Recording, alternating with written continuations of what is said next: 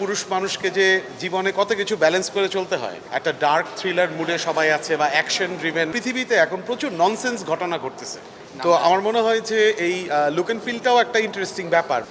Nonsense এমন একটা word যেটা শুনলেই সবার মনের ভিতরে আসে যে একটা বোকা লোক বা বোকা কেউ, বা অনেকে এটাকে বলে যে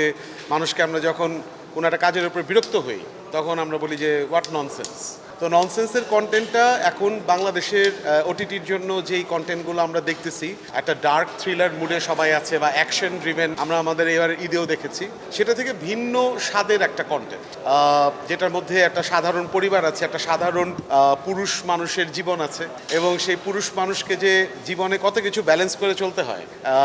মাকে ব্যালেন্স করতে হয়, বউকে ব্যালেন্স করতে হয়, অফিসের বসকে ব্যালেন্স করতে হয়, এইরকম একটা প্রেক্ষাপট যার সাথে আবার রাজনীতির একটা সম্পর্ক আছে। তো এই সব মিলিয়ে আমরা দেখতেছি যে পৃথিবীতে এখন প্রচুর ননসেন্স ঘটনা ঘটতেছে, এই যুদ্ধ বিগ্রহ থেকে শুরু করে হোয়াট নট অনেক কিছু, এবং আমাদের দেশেও অনেক সময় এমন অনেক ঘটনা ঘটে যেটা দেখে আমরা বলি হোয়াট ননসেন্স, মানে কি হচ্ছে, এরকম করতেছে কেন সবাই। তো ওই জায়গাগুলোকে খুব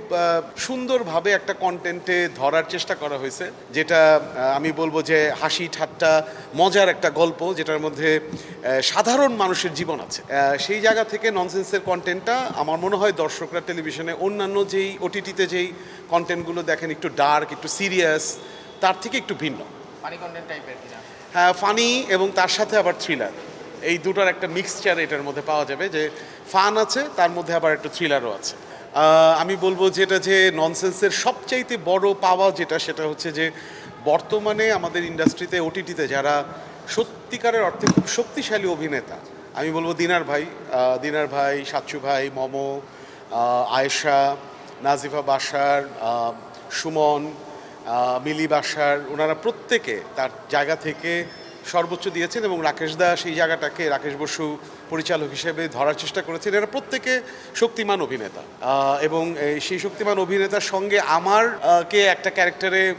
অনেকটা মূল ক্যারেক্টারে জায়গা করে নেওয়ার যেই চেষ্টাটা, আমি বলবো যে আমার কতটুকু সফলতা আমার কাজের, তার সিংহ অংশই আসলে ওনারা নিশ্চিত করেছেন, এবং তারা প্রত্যেকে তার জায়গা থেকে অনেক এফোর্ট দিয়েছেন এই সময়ে, কারণ প্রত্যেকেই ব্যস্ত। আমি বলবো যে দর্শকের ভালো লাগবে, তাদের তাদের তাদের নিজস্ব চরিত্রের বাইরে এসে তারা এক ধরনের কাজ করেছে। তো আমার মনে হয় যে এই লুক অ্যান্ড ফিলটাও একটা ইন্টারেস্টিং ব্যাপার, মানে আমাদের ইন্ডাস্ট্রিতে তো বিভিন্ন ধরনের লুক আমরা সেন্ট্রাল ক্যারেক্টারে দেখি, তবে আমার নিজের ব্যক্তিগত জায়গাটা যেটা, সেটা হচ্ছে যে আমরা যদি আমাদের দেশের বাইরে গণ্ডির অন্যান্য ওটিটির প্ল্যাটফর্মে দেখি, সেখানে আমরা বিভিন্ন ধরনের অভিনেতাদের দেখতে পাই, এবং গ্লোবালি হলিউড থেকে শুরু করে বলিউড পর্যন্ত সব জায়গায় এখন বল হেড একটা নতুন ট্রেন্ড। তো ওইটা আমার কাছে মনে হয়েছে যে এটা আমাদের ইন্ডাস্ট্রিতেও একটা মজার দিবে, যে মানে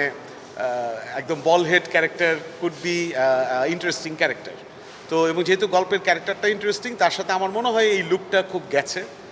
সেটাও আমার একটা নিজস্ব ধারণা, বাকিটা দর্শক বলতে পারবে।